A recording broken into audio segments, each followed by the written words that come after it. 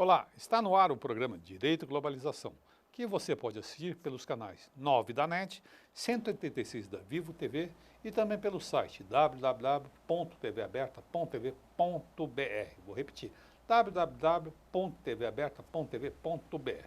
Se tiver dúvidas, sugestões, críticas, envie e-mail para direitoglobalização@tvaberta.tv.br. direitoglobalização@tvaberta.tv.br. Hoje vamos falar de um tema, corrupção e processo penal. E ao meu lado, Fábio Tufik. Tudo bem, Fábio? Seja Tudo bem-vindo. bem, Martim? Obrigado. É um prazer dividir a mesa aqui de debate. Depois de um longo tempo, né? É verdade, já faz alguns meses que você não vem. Faz alguns meses, Está ocupado aí com suas coisas e tal. Mas quem é o nosso convidado de hoje? Eu gostaria que você fizesse a apresentação e apresentar melhor o tema. Claro. Nosso convidado é o Renato Stanziola Vieira, não tão jovem mais advogado. Há uns 5 anos eu podia dizer que ele era um jovem advogado. Hoje ele já é um advogado maduro, Né? Consolidado, uma mente brilhante da advocacia criminal. Eu só não recomendo como advogado porque ele cobra mais caro do que eu. Ah, tá certo. Então, mas é um estudioso, é um mestre em processo penal, tem um trabalho primoroso sobre paridade de armas no processo penal. Eu vou até pedir um close aqui, esqueci sobre... Dá um close aqui, nessa câmera aqui, busca aqui, ó. Paridade no... Pera, agora, ixi, agora pegou, né? Paridade de armas no processo penal. Processo penal que é, talvez, a primeira vez que o tema aqui no Brasil é abordado de uma forma tão profunda, elaborada. E, então, acho que hoje nós temos um convidado de peso. Bacana. Parabéns, obrigado por você ter trazido e obrigado a você por ter dividido seu tempo aqui conosco e explicar um tema de paridade de armas no processo penal. E a gente vai falar de um tema que é um tema do momento, que é corrupção e processo penal, né? E eu queria uma avaliação. Primeiro eu queria entender um pouco o que é paridade penal no processo, paridade de armas no processo penal, para a gente poder desenvolver um pouco nossa conversa de hoje. Primeiro, eu que agradeço. O Fábio é um bom amigo.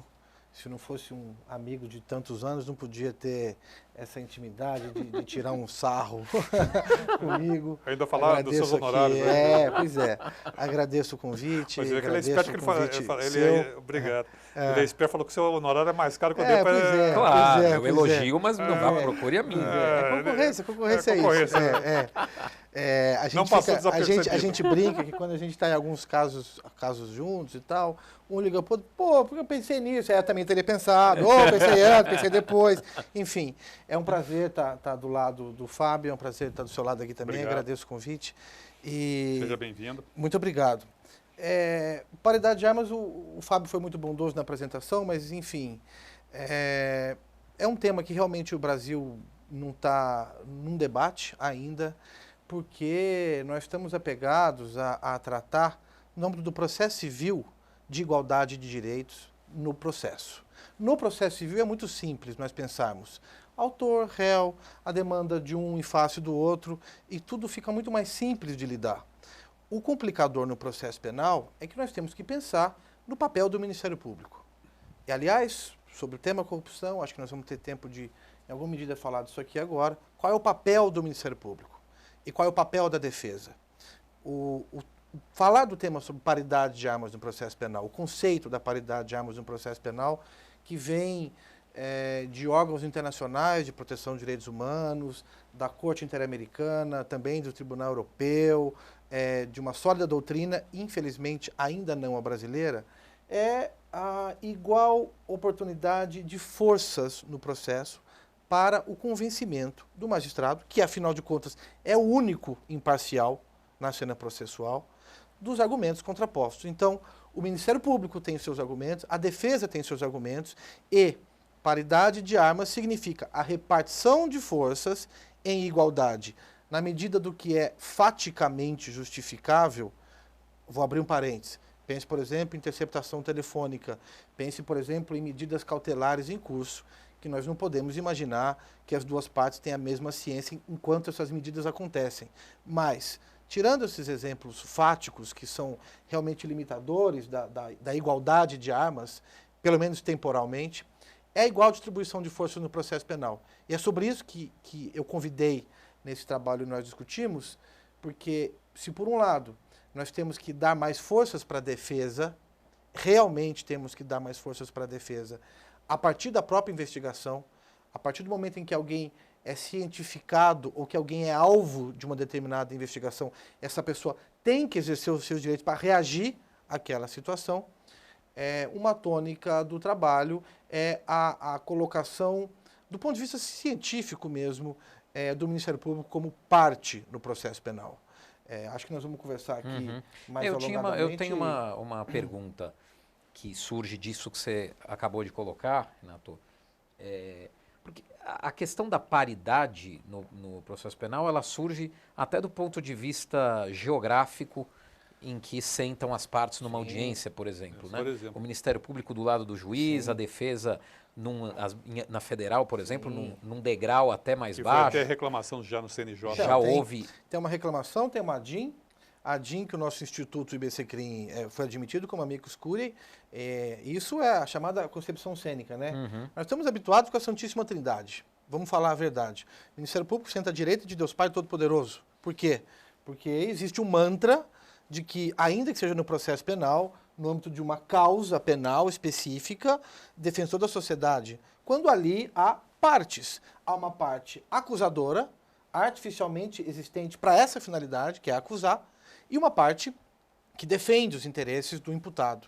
Então, a concepção cênica, ela não sei, não diria que é o mais importante, mas já ela simboliza é o lado mais visível em que isso acontece. Então a minha pergunta, por exemplo, no júri, enfim. A minha pergunta é em que outros exemplos mais evidentes, mais escancarados dessa disparidade de armas, porque acho que no fundo aqui no Brasil nós ainda estamos a tratar da disparidade, não da paridade.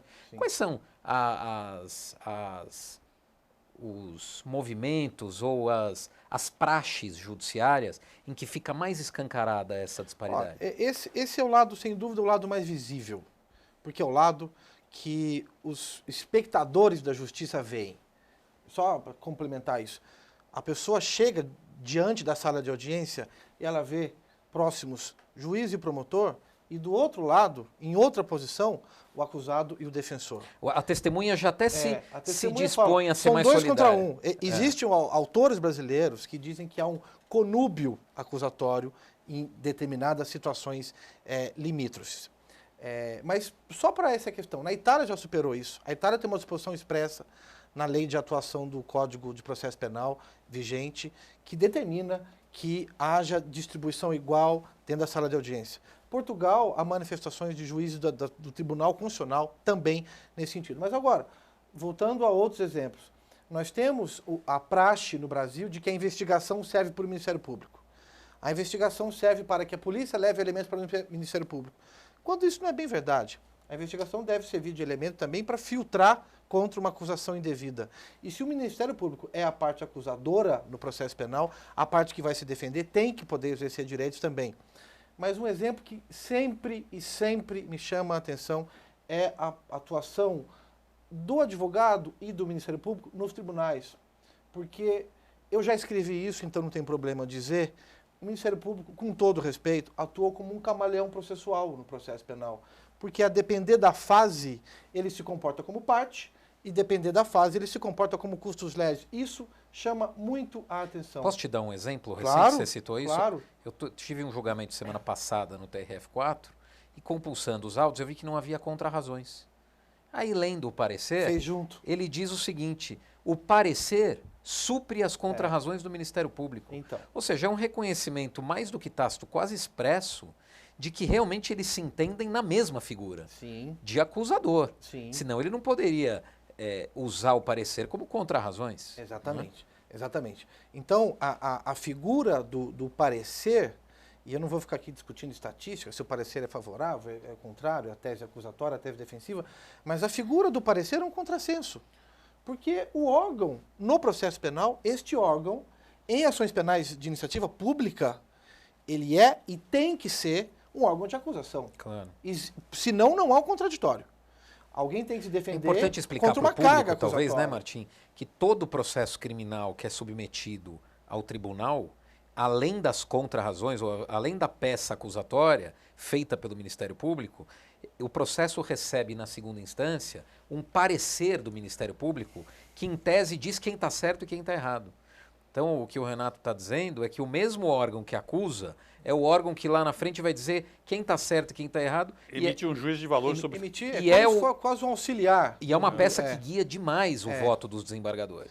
Mas, mesmo que não guiasse, é uma anomalia do sistema. E esse é um exemplo claro. Recentemente, também, eu tive essa experiência no STJ. O ministro Rogério Schietti, com muita sabedoria, num caso concreto de um habeas corpus, eu sustentei. Depois da sustentação oral, houve a sustentação a título de parecer, uma situação esdrúxula, porque a ação penal de iniciativa pública. E aí o ministro diz, olha, eu tenho o hábito e aqui na sexta turma estou fazendo assim como presidente. A defesa vai falar depois do parecer, mesmo que ele fale a título de parecer, para dar um equilíbrio de forças. Então, há vários exemplos. Bacana. Há vários exemplos. Esse foi um exemplo feliz, um exemplo feliz. Manifestações escritas, manifestações orais também. E nas manifestações orais, isso tem a ver, inclusive, com o tempo da fala, se é antes, se é depois. Há um habeas corpus famoso no Supremo que deu entendimento de que se assemelha à atividade de parte. Então, eu acho que nós estamos caminhando. Nós estamos caminhando lentamente ainda para esse respeito do real antagonismo de forças no processo penal. O que não é uma questão de corporativismos, mas a figura do Ministério Público como acusador oficial, ela é uma evolução no processo penal. Para tutelar os direitos de segurança, os direitos da sociedade, está o juiz.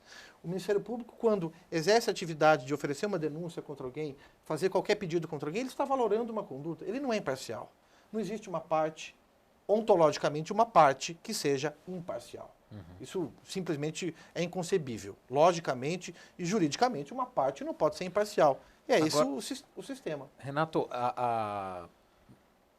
na contramão disso que você está falando, que é justamente nós tentarmos dar igualdade de armas para a defesa e para a acusação, nós vemos o Ministério Público hoje, e aproveitando o nosso tema, que é processo penal e corrupção, usando um slogan ou usando como marketing o que eles chamam de 10 medidas contra a corrupção, mas que no fundo são medidas, reformas no processo penal, que não são apenas para combater a corrupção está lá para vender isso mais fácil, mas na verdade incorporariam ao Ministério Público poderes muito maiores do que ele já dispõe.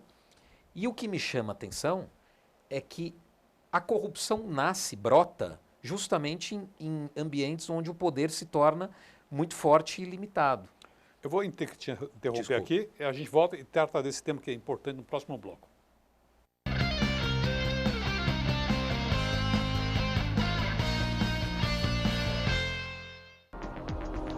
Você pode assistir a TV aberta pelos canais 9 da NET e 186 da Vivo TV. Saiba mais em www.tvaberta.tv.br. TV Aberta São Paulo, a emissora comunitária da maior cidade do Brasil. Este programa tem o apoio cultural da Editora Saraiva e com o apoio científico do Instituto Brasileiro de Ciências Criminais. O programa Direito e Globalização é uma iniciativa da Comissão de Direitos Humanos da Ordem dos Advogados de São Paulo. Faça como esses produtores e realize o sonho de ter um programa na televisão. Venha para a TV Aberta São Paulo. Ligue para 3868-2802 e tenha a oportunidade de estar com mais de 3 milhões de telespectadores. Qualidade na transmissão e custo baixo. TV Aberta São Paulo, a emissora comunitária da maior cidade do Brasil. Acesse o site da TV Aberta São Paulo, www.tvaberta.tv.br. Vídeos. Olá, a partir de... Notícias. Promoções. Assista a nossa programação em tempo real e faça sua pergunta para os programas ao vivo. Participe da emissora comunitária da maior cidade do Brasil. A TV Aberta também está no Facebook. Curta a nossa fanpage e acompanhe as novidades da programação do canal comunitário da maior cidade do Brasil. Este programa tem o apoio da TV Interação, Associação Vida e Trabalho e da Ordem dos Advogados do Brasil, Seção São Paulo.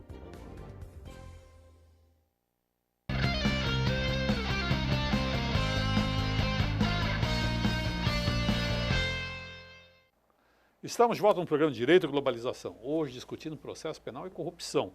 Nosso convidado de hoje é Renato Vieira Stanziola, eu não quis falar para não. Stanziola Vieira.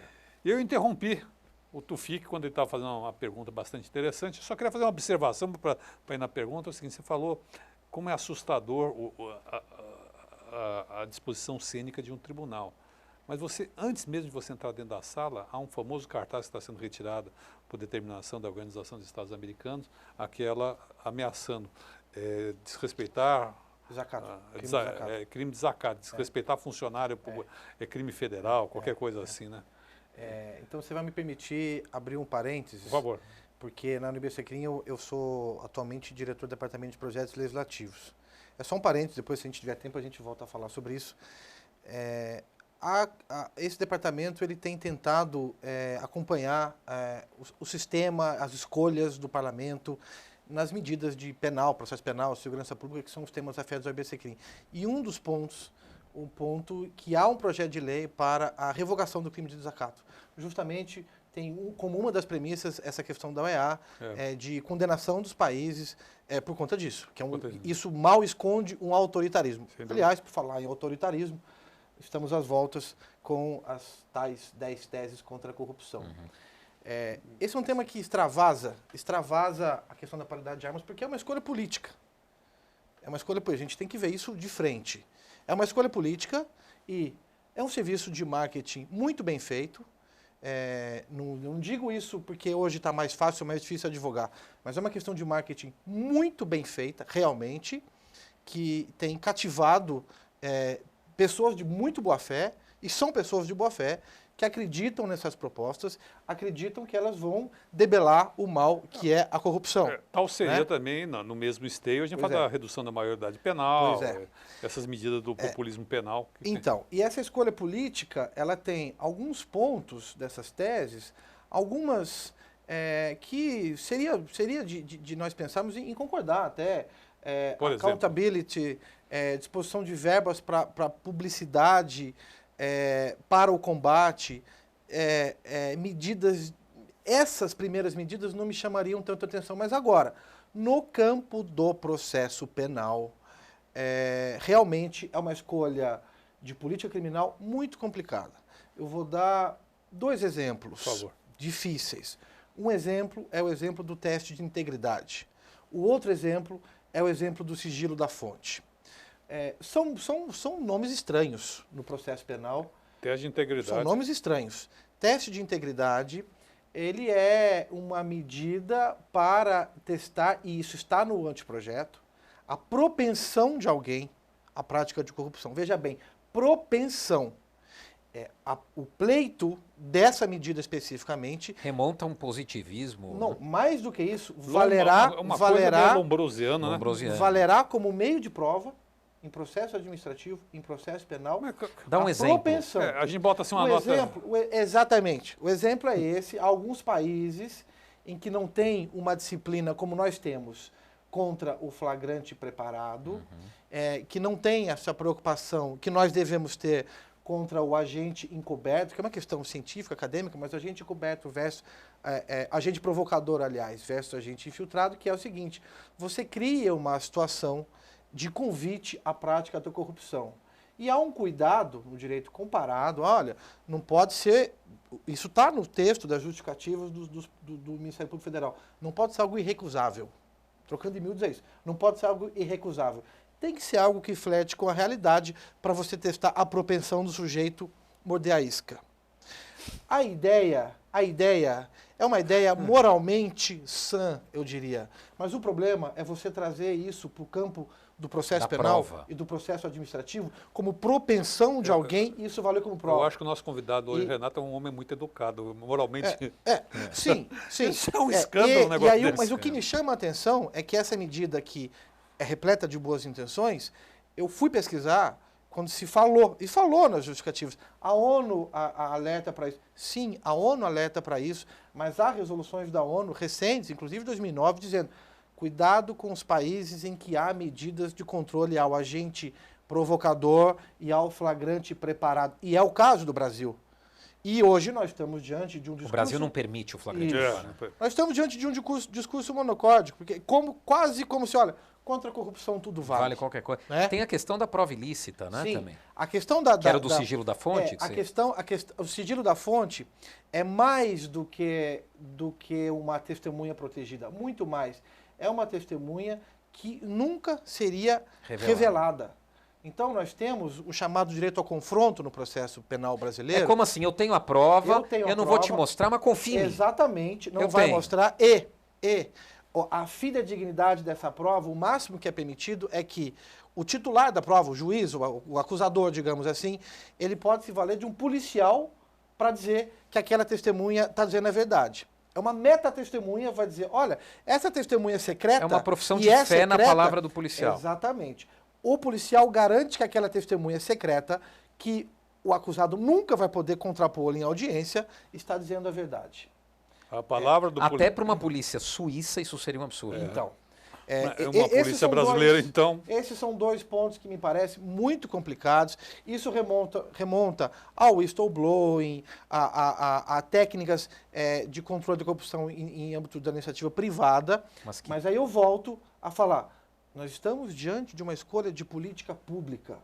Nós não podemos tolerar que uma política pública passe assim, monocordicamente, sem um debate sério, sem um debate a minha pergunta, reflexivo Renato, sobre essas homem investido desses poderes, porque a gente não pode esquecer que o Ministério Público é uma ótima instituição. Sem dúvida. Mas os homens investidos dos poderes são homens com todas as fraquezas humanas. Claro. Ganâncias, isso é do homem. Suscetíveis. Como é que não é um paradoxo, sob o pretexto de combater a corrupção, eu investir pessoas de poderes tão ilimitados que amanhã poderão ser usados para corromper, para extorquir. É um convite que eu acredito que nós deveríamos pensar, são duas coisas. Uma vez eu vi o professor Jacinto Miranda Coutinho falando sobre isso. Nós estamos diante de um teste de civilidade. Essas medidas dizem se nós não somos civilizados, porque isso é um retrocesso. Isso é uma coisa. A outra coisa é o seguinte, nós estamos voltando a um ponto de, por uma política pública complicada, não mais tratarmos o sujeito no processo penal, o investigado, como um sujeito de direitos. Porque a pessoa, e isso começa com a delação premiada, a pessoa passa a ser um objeto da investigação porque vale tudo ou quase tudo para debelar esse mal, chame do que quiser. Isso sugere a mim, que não sou uma pessoa versada em direito penal, que essa teoria bebeu na fonte do direito penal do inimigo, onde você despe o cidadão que é inimigo da sociedade, o pseudo-inimigo da sociedade, de qualquer direito, e o Estado, por ter o monopólio da verdade, se dirige contra esse cidadão. Eu concordo, com complicadores o direito penal e o processo penal do inimigo, porque o Jacobs atualmente é quem faz essa separação mais clara, de tentar circunscrever o direito penal do inimigo ao que ele, Jacobs, entende que seriam os justificáveis, aqueles que realmente decidiram ficar à margem do contrato social.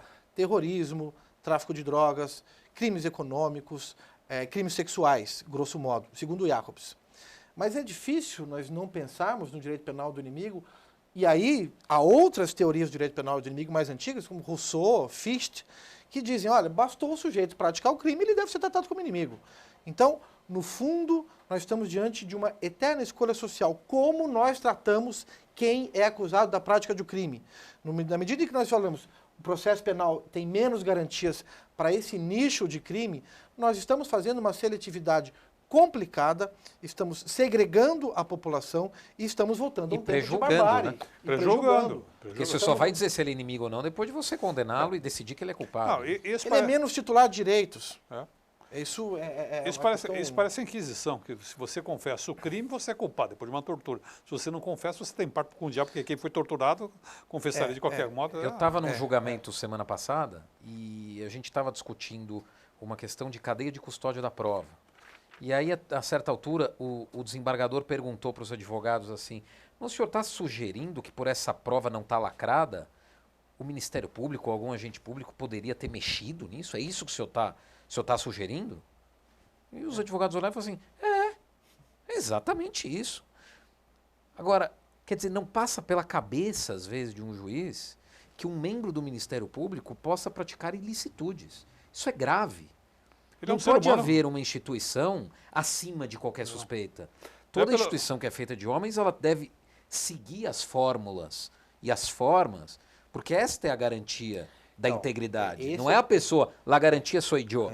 Não pode ser assim. Esse é o problema das provas, né? A prova no processo penal é a raiz do processo penal, é a autorização que o Estado dá para que alguém obtenha determinada prova. Então, nós estamos, eu tenho que acreditar nisso, senão eu não vou ser mais advogado. Nós estamos suficientemente evoluídos para entender que o Estado autoriza o como, o se, as formas, o quando se produz determinada prova. Quando se pensa, por exemplo, cadeia de custódia, é isso. Eu não preciso acusar ninguém, mas eu posso ter todo o direito de imaginar que existe uma regra para a produção daquela prova. Então, é esse o ponto. Agora, na questão da validação das provas ilícitas, há uma teoria manca que vem dos Estados Unidos que imagina que a única função da produção da prova ilícita seria coibir o mal policial. A teoria não é só essa, o problema não é só esse. O problema é que o Estado, que se diz um Estado de direito, deve determinar como se produz determinada prova. E aí, hoje, nós estamos às voltas de reconhecimento de ilicitudes probatórias e trazendo inúmeras exceções que, na verdade, se tornam as regras. Trazendo um leque enorme de situações que, malgrado a prova seja ilícita, se o policial agiu de boa-fé, se a prova não influi no álibi do acusado, se o prejuízo vai se comprovar desse outro determinada maneira, aquela prova ilícita, ela deixa de ser reconhecida como ilícita e vale no processo penal. Ou seja, nós estamos criando formas de burlar o sistema que o próprio Estado tem para a produção de prova. E toda a Constituição do Estado Democrático de Direito. Exatamente. Um caminho perigoso. Nós temos uma regra fundamental na Constituição brasileira, que é a proibição das provas ilícitas. E nós temos uma tentação de fazer com que essas provas ilícitas sejam convalidadas, com base numa teoria manca e com base no argumento populista, que é o que está disseminado hoje aqui no Brasil, com todo respeito. Eu vou ter que interromper então, esse é um cenário complicado.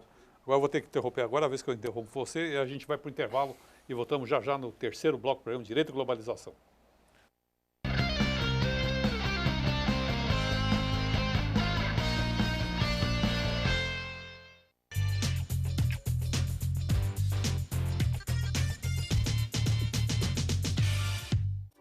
Este programa tem o apoio cultural da Editora Saraiva e com o apoio científico do Instituto Brasileiro de Ciências Criminais. O programa Direito e Globalização é uma iniciativa da Comissão de Direitos Humanos da Ordem dos Advogados de São Paulo. Acesse o site da TV Aberta São Paulo, www.tvaberta.tv.br. Vídeos. Olá, a partir de... Notícias. Promoções. Assista a nossa programação em tempo real e faça sua pergunta para os programas ao vivo. Participe da emissora comunitária da maior cidade do Brasil. Você pode assistir a TV Aberta pelos canais 9 da NET e 186 da Vivo TV. Saiba mais em www.tvaberta.tv.br. TV Aberta São Paulo. a emissora comunitária da maior cidade do Brasil. Faça como esses produtores e realize o sonho de ter um programa na televisão. Venha para a TV Aberta São Paulo. Ligue para 3868-2802 e tenha a oportunidade de estar com mais de 3 milhões de telespectadores. Qualidade na transmissão e custo baixo. TV Aberta São Paulo, a emissora comunitária da maior cidade do Brasil.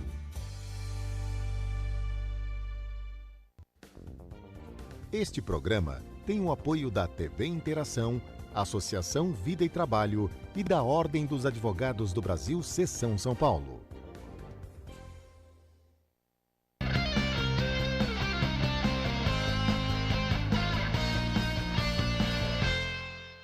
Estamos de volta no terceiro bloco do programa Direito e Globalização, discutindo hoje corrupção e processo penal. E chegou uma pergunta, a pergunta é do Dr. Oreste, ele da Casa Verde. Diz ele: estou achando fundamental a colocação do Dr. Renato. O Ministério Público, quando recebe a denúncia e a ausência de prova, ele continua no papel dele contraditório. Penso que ele deveria agir como fiscalizador da lei e, se não há prova, ele pode pedir a absolvição. Qual a sua opinião? Qual a opinião de vocês sobre essa colocação? Essa pergunta é interessante porque volta a pensar em paridade de armas, mas no sentido exatamente da atribuição de papel de parte. Na pesquisa que eu fiz, autores recentes, mas autores emblemáticos, um deles é o Hélio Tornag, que escreveu um livro fundamental no processo penal brasileiro que se chama Relação Processual Penal. E ali ele dizia, olha, se o Ministério Público que atuou como parte, chega à conclusão durante o processo de que não há provas para condenar, mesmo sendo parte acusadora, ele pede absolvição. Isso desmonta uma falácia de separar a ação penal pública da privada, dizendo que na privada há parte e na pública não, porque na ação penal de iniciativa privada, o querelante também pode pedir a absolvição e também pode dar causa à perempção, que é não movimentar o processo. Então, nessa situação, você vê que não é pelo pedido final que se qualifica a atividade de parte, sim pelo pleito e pela análise da prova interessada. Isso é esse o ponto.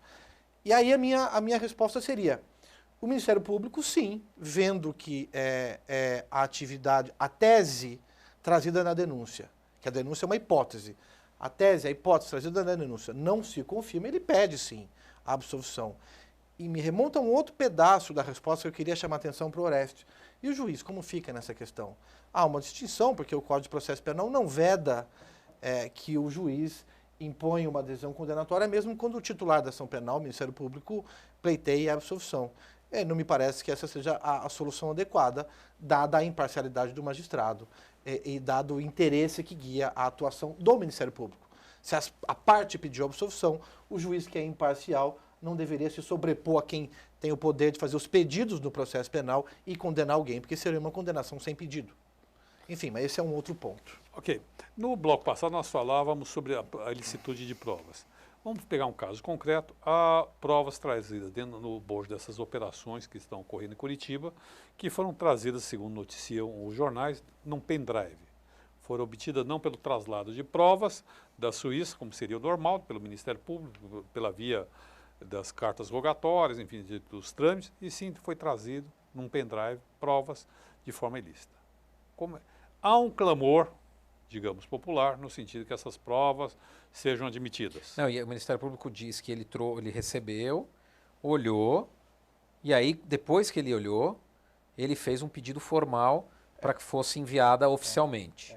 Depois que ele olhou, né, é aquela coisa, eu abro a porta da casa do cara, abro o cofre, tiro a prova que está lá, dou uma olhadinha, falo, é isso mesmo que eu preciso. Devolvo, fecho a porta e vou lá no juiz e peço a prova. Ela é lícita? Ela não é lícita, eu vou dizer, eu não vou me ater tanto ao caso concreto, porque eu sei que no caso concreto houve alguns advogados que, ao meu ver, com muita razão, pediram os ofícios para os órgãos incumbidos de participar da cooperação jurídica internacional.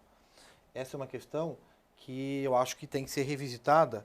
Não sei qual vai ser o desate disso em todos os casos de Curitiba, mas é uma questão que tem que ser revisitada sim, porque tem a ver com a regra de produção da prova.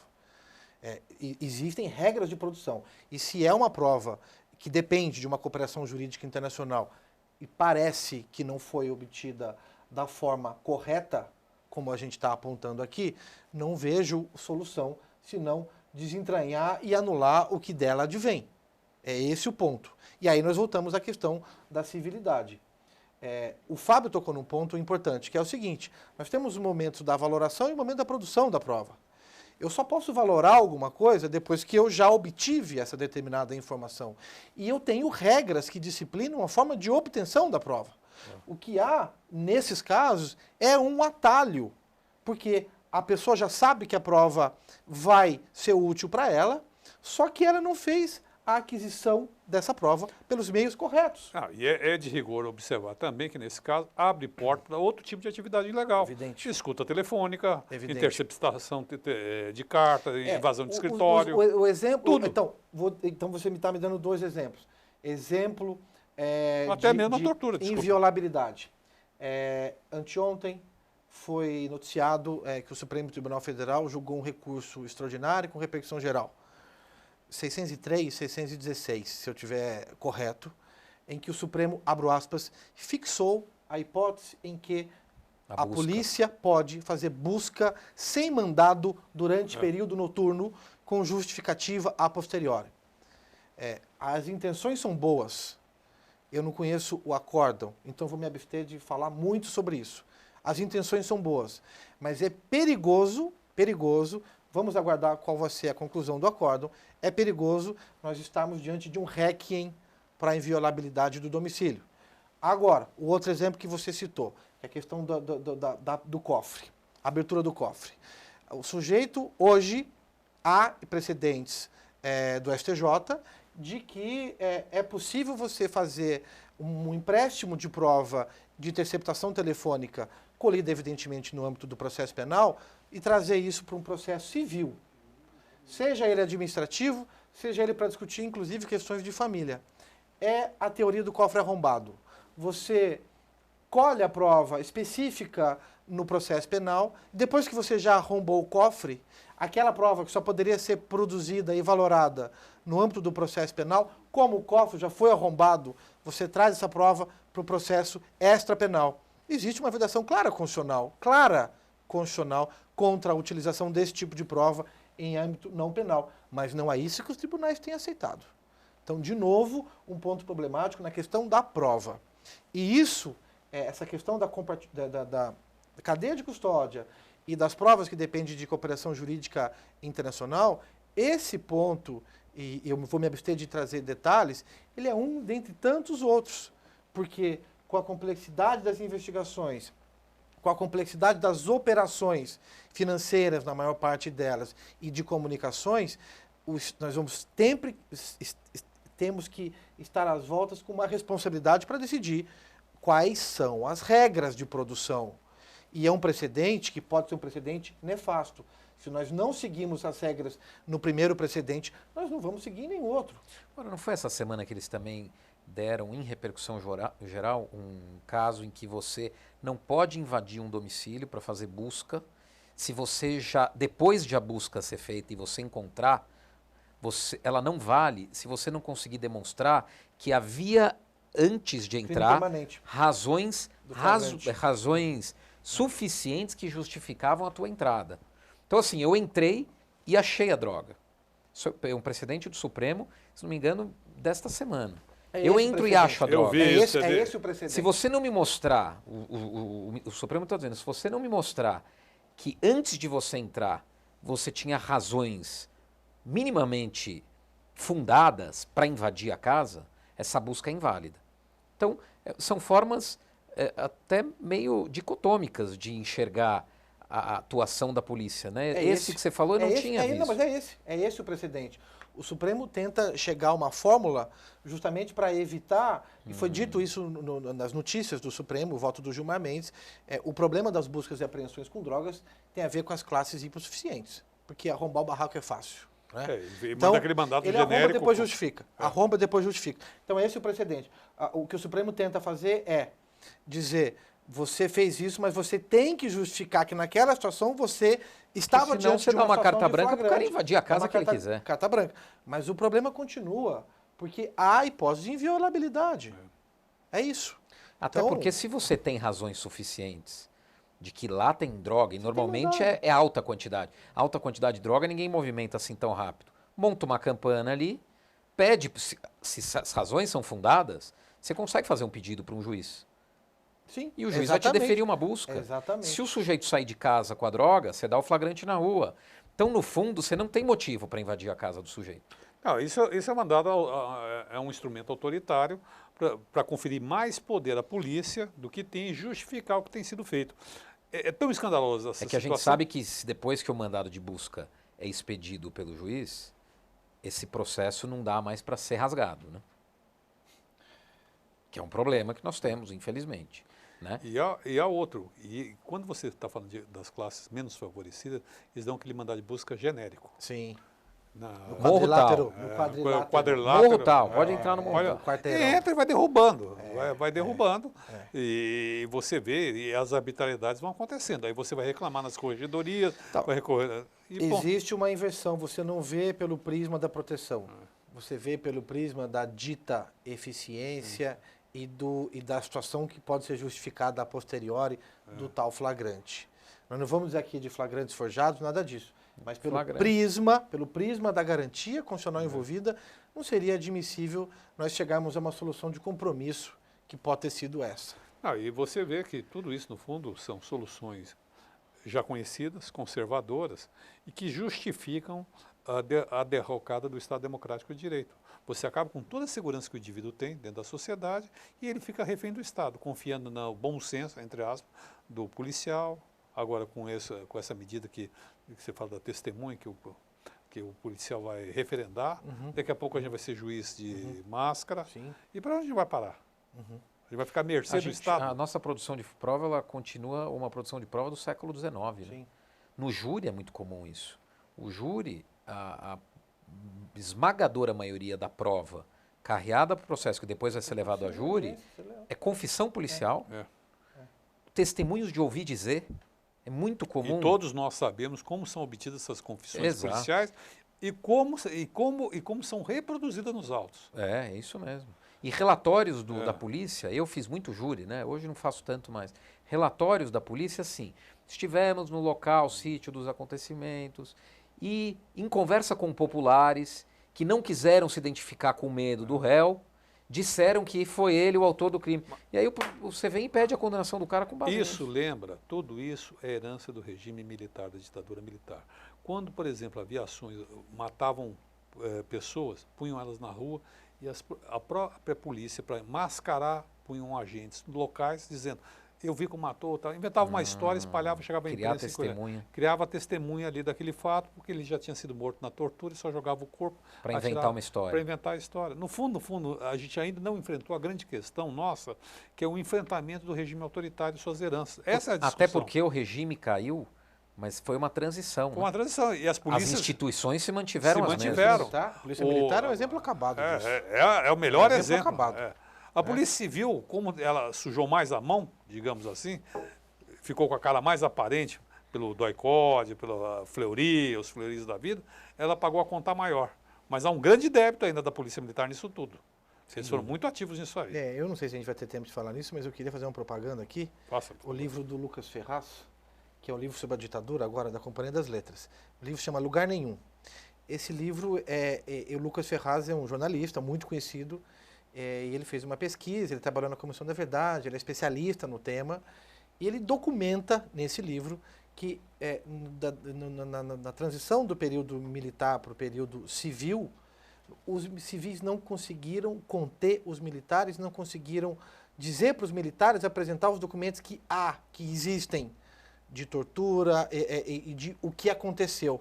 Historicamente, da reabertura do Brasil de 85 para cá, os militares sempre têm dado desculpas. Olha, nós queimamos arquivos, não tem mais arquivo, queimou, desapareceu. Isso não é verdade. Não é verdade. Então, o segredo militar e a cultura militar e a polícia militar está aí para comprovar isso. A paulista também, sejam os dados maquiados que a gente tem agora, vendo que são maquiados, os dados de extermínio da Polícia Militar Paulista, estão aí para isso. nós não estamos ainda convivendo no autêntico Estado democrático. Não. Porque a cultura autoritária permanece. Mata-se jovens na periferia e a culpada é sempre o mesmo modo operando. Matam jovens, por alguma razão, há uma briga de milicianos, matam, a população é incriminada como vingança, a coisa. Vão lá, matam 4, 5, mexem no corpo, passa, recolhem as cápsulas e a coisa termina por aí. A cultura disseminada dos autos de resistência. Autos de resistência. Dos autos de resistência. A gente fala isso daqui a pouco, agora a gente vai encerrar.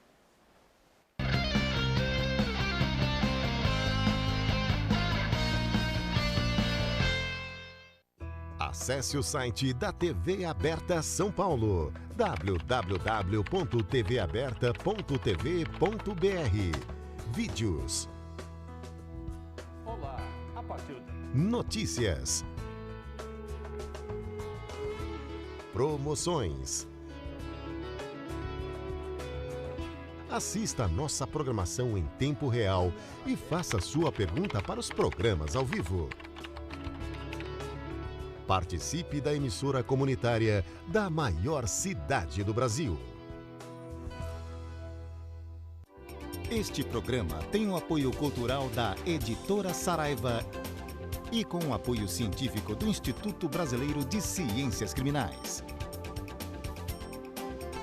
O programa Direito e Globalização é uma iniciativa da Comissão de Direitos Humanos da Ordem dos Advogados de São Paulo.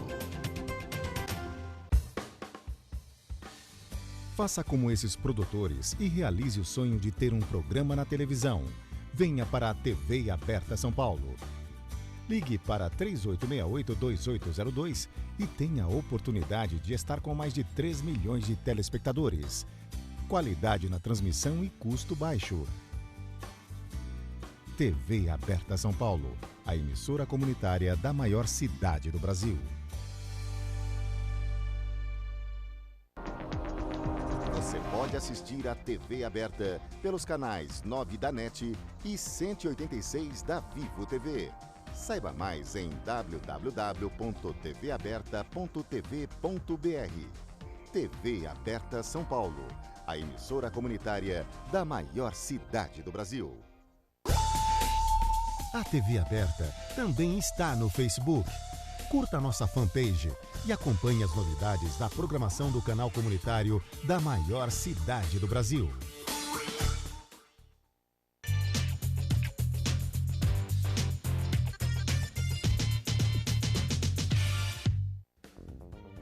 Este programa tem o apoio da TV Interação, Associação Vida e Trabalho e da Ordem dos Advogados do Brasil, Seção São Paulo.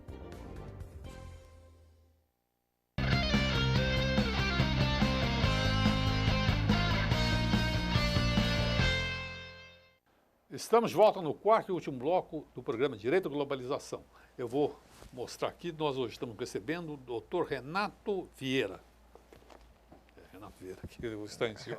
O nome do meu que eu não quis falar porque eu fiquei com medo de errar.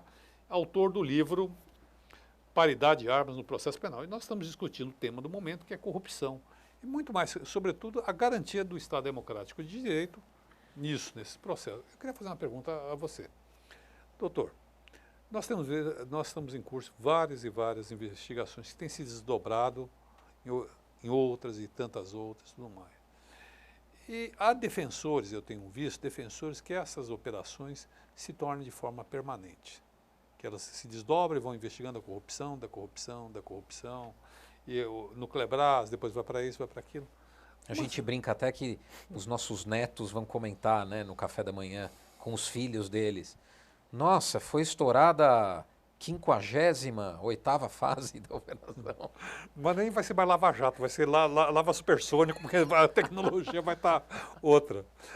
É possível, a sociedade aguenta viver nesse...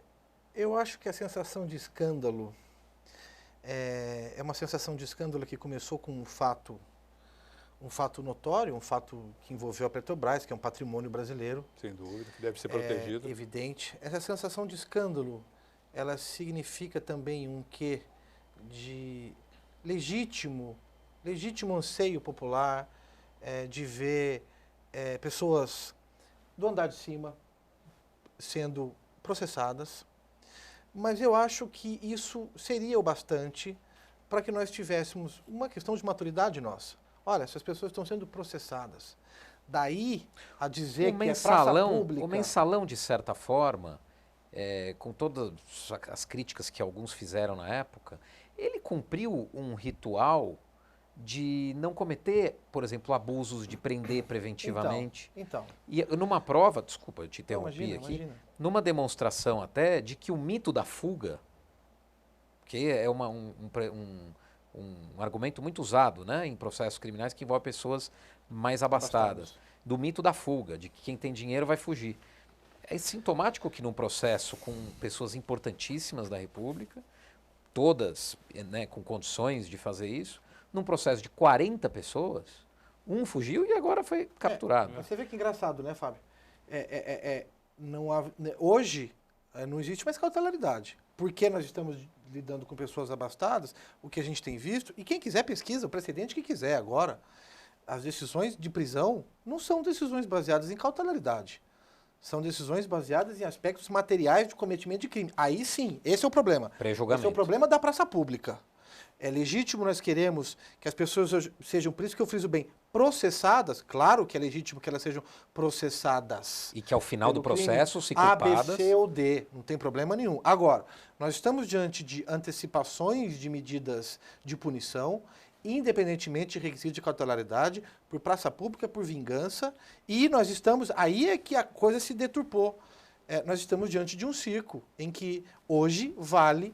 coisas como essas propostas da corrupção. E outra, até acrescentaria, Renato, e cautelaridades e prisões que se apoiam em fundamentos gravíssimos, mas que não se hesita em transformar em liberdade no dia seguinte... Por preço. Por um preço. A delação premiada. Eu confesso para você, a delação premiada é um instituto que nós não conseguiríamos debater aqui hoje, mas eu ouvi isso de um colega recentemente em Curitiba. Se o que nós queremos é transformar um processo penal justo, a delação premiada ela vai acabar com a ideia de processo penal justo, porque quem paga sai. Quem paga tem uma pena menor. E aí vira um balcão de negócios. Vira um balcão de negócios. Eu ouvi isso de um colega e me pus a pensar, pode ser um risco muito grande, porque o que importa não é a punição, o que importa é a arrecadação. Não, O objetivo de arrecadação é lícito? É claro que é lícito, mas nós sabemos, pelo Código Penal, ele é um dos efeitos da condenação. Eu posso E nós aproveitar estamos abreviando o processo penal, estamos tirando a possibilidade de defesa, e aí voltar na paridade de armas. O Ministério Público tem todo o aparato, e ele chega e fala, olha, eu vou prender você, se não parará, parará. Ou você vai continuar preso, se não parará, parará. E É questionabilíssima a busca, inclusive, da verdade em situações dessa natureza. Eu só queria fazer uma nota rápida nisso aí, depois eu quero ver o que o Fábio vai falar, é o seguinte, e é curioso o seguinte, o mesmo advogado para vários réus que fazem a delação premiada. Esse é um problema. Posso acrescentar isso aí. Porque ele é um negócio. Eu queria Convenhamos, aproveitar. a delação premiada é um negócio. Eu queria aproveitar que você está aqui para te tirar para te colocar uma dúvida. Nos Estados Unidos, o plea bargaining funciona muito bem, né? O acordo com o Ministério Público, com o promotor, funciona muito bem. Dizem até, tem dados de que 90 e tantos % dos litígios nos Estados Unidos terminam em acordo e não vão a júri. Agora, lá o plea bargaining, ele não é só para o delator. O Ministério Público pode fazer acordo com o réu em qualquer circunstância. No momento em que, aqui no Brasil, o Ministério Público só pode fazer acordo para delação premiada, nós não temos outra modalidade de acordo. Tem a transação penal, a expressão do processo, mas são para crimes de bagatela. Num caso efetivo de crimes graves, a única previsão de acordo é para delação premiada. Isso não cria uma injustiça no sistema? Claro. Então, por quê? Porque o delator só pode virar delator aquele que tem riqueza de informações guardadas, que normalmente é o sujeito mais forte dentro de uma suposta organização criminosa. Você acaba privilegiando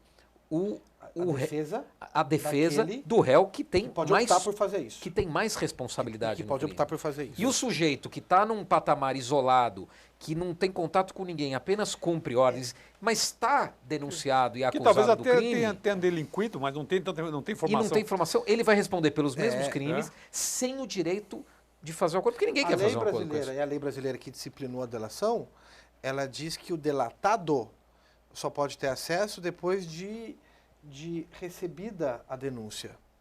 Então, o direito de defesa do delatado já está prejudicado em comparação, inclusive, com o delator, porque o delator já está se defendendo, porque a delação premiada, ela, no limite, eu tenho algumas reservas quanto a isso, mas ela é uma estratégia de defesa do delator. Ele está se defendendo, ele acha que aquela é a solução para ele. O delatado não tem opção, porque ele está sendo delatado. E ele só vai saber se o que o delator falou é mentira, é verdade, ou é uma meia-verdade, depois da denúncia ser recebida contra ele, delatado. Então, realmente cria uma desigualdade. O processo penal brasileiro, nós temos, tanto no Código Projetado de Processo Penal, quanto no Código Projetado de Penal, nós temos a figura não de uma delação, mas de uma aceitação de culpa também para outra criminalidade que não é essa específica trazida na 12.850. Então, é um cenário hoje que o Brasil não se decidiu, uma política pública em que a gente não se decidiu. O que nós temos hoje é o efeito midiático. Efeito midiático que vou dizer para você, Martim, na Espanha é vedado você fazer delação premiada quando o sujeito está preso. Aqui no Brasil, dizem os promotores que não é bem assim, mas vai lá ver. Como é que foram as condições? A delação premiada é quando o cara está preso.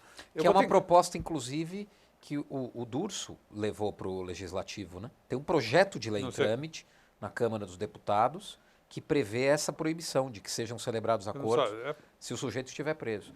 Eu até diria mais de proibir que se barganhe delação com prisão. Se o sujeito está preso cautelarmente, é porque ele tem que ficar preso. E mais. A desculpa é não, mas as pessoas estão soltas. Estão soltas porque estavam na ameaça de ser preso. Claro. Então ele escolheu fazer para não ser preso. Então o discurso realmente não E ninguém convence. que estava preso e fez, continuou preso. Gente, Só um lá. Vocês se empolgaram, estouraram o tempo. Desculpa. Tentando Tá ver. bom. Eu agradeço. 30 segundos para você, 30 segundos, por favor. Eu agradeço o convite, estou à disposição. Volte agradeço sempre. o Fábio, meu amigo. Agradeço, foi um prazer te conhecer, Martim. Estou à disposição de vocês. Espero que tenha sido tão bom para vocês quanto foi para mim. Muito Foi obrigado. ótimo. A densidade de conhecimento do Renato precisaria de uns 10 programas. Martim. Então a já gente precisa está intimado convidá-lo aí para pro próximo. voltar. Eu agradeço a vocês, desculpe eu ter interrompido, mas aqui tem uma ditadura do tempo. Essa nem com delação premiada a gente consegue superar. Aguardo vocês nesse mesmo canal, na próxima semana, no mesmo horário. Obrigado, até lá.